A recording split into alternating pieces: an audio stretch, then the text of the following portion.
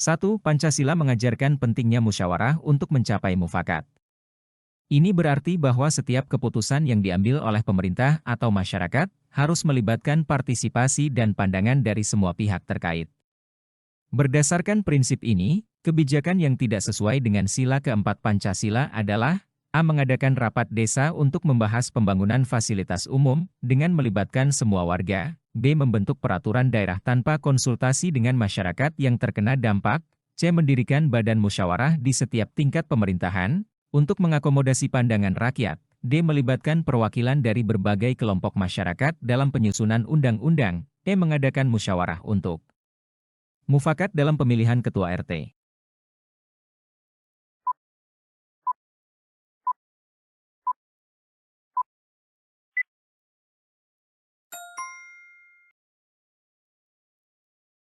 Berdasarkan prinsip musyawarah untuk mencapai mufakat dalam sila keempat Pancasila, kebijakan yang tidak sesuai adalah membentuk peraturan daerah tanpa konsultasi dengan masyarakat yang terkena dampak.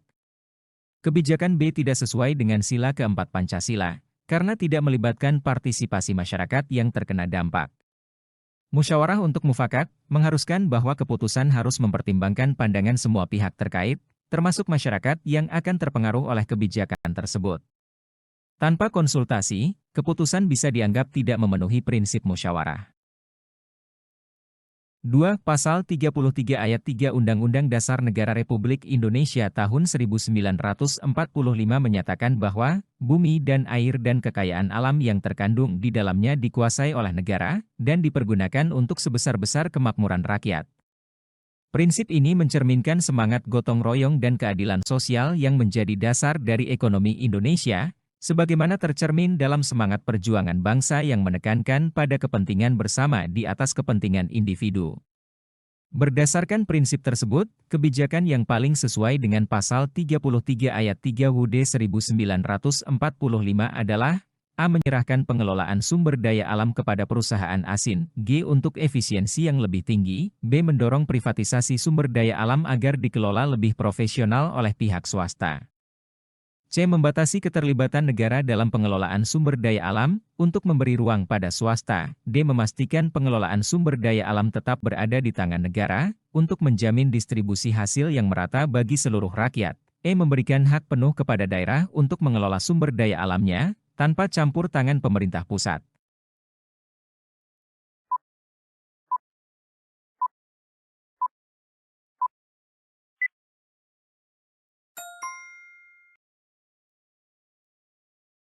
Pasal 33 Ayat 3 UUD 1945 menyatakan bahwa bumi, air, dan kekayaan alam yang terkandung di dalamnya dikuasai oleh negara dan dipergunakan untuk sebesar-besar kemakmuran rakyat.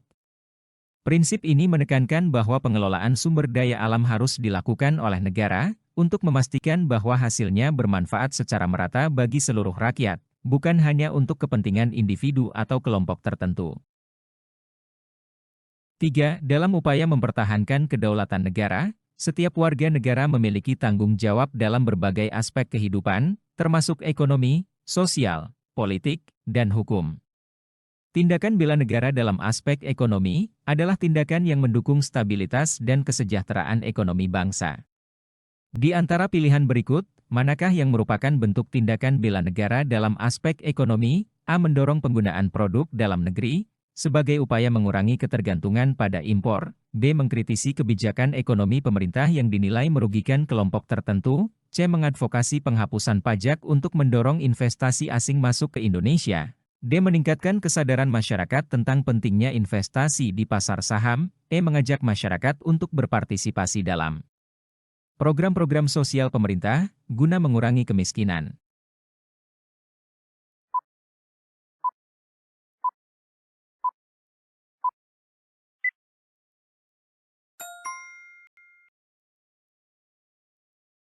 Bentuk tindakan bela negara dalam aspek ekonomi adalah mendorong penggunaan produk dalam negeri sebagai upaya mengurangi ketergantungan pada impor. Dengan mendukung penggunaan produk lokal, kita mengurangi ketergantungan pada impor yang dapat meningkatkan kemandirian ekonomi negara. Ini membantu melindungi industri domestik, menciptakan lapangan kerja, dan menjaga stabilitas ekonomi nasional. 4. Nilai-nilai ketuhanan dalam Pancasila dan Pasal 29 Ayat 2 UUD 1945 menjamin kebebasan setiap warga negara untuk memeluk agama dan kepercayaan. Manakah perilaku yang paling sesuai dengan prinsip tersebut? A. Menghargai perbedaan agama dengan ikut serta dalam ibadah agama lain untuk menghormati. B. Menjalin silaturahmi antar umat beragama tanpa memaksakan keyakinan kepada orang lain. C. Meningkatkan iman sesuai keyakinan dan berdialog antaragama untuk memahami perbedaan. D. Memahami semua ajaran agama guna meningkatkan toleransi dan menghindari penodaan agama. E. Menjalin silaturahmi antar umat beragama dan berkontribusi dalam mendukung kerukunan beragama.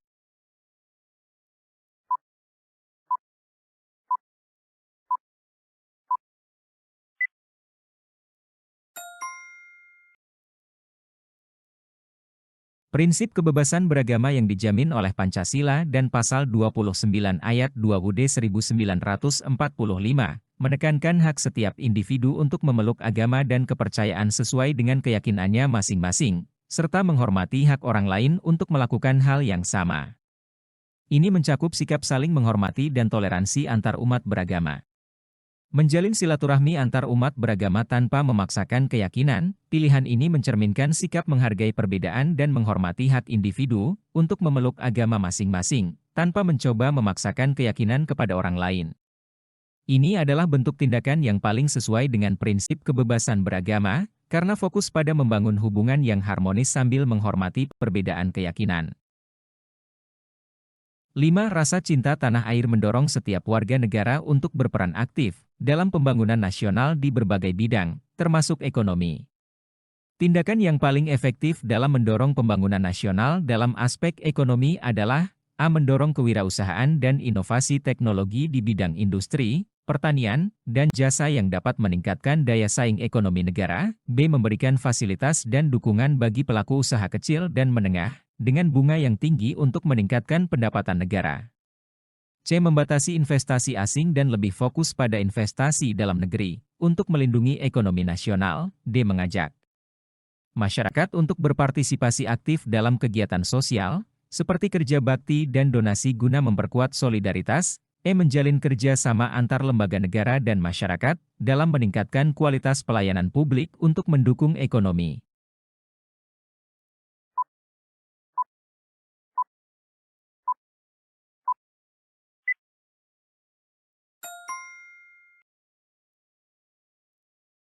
Tindakan yang paling efektif dalam mendorong pembangunan nasional dalam aspek ekonomi adalah mendorong kewirausahaan dan inovasi teknologi di bidang industri, pertanian, dan jasa yang dapat meningkatkan daya saing ekonomi negara.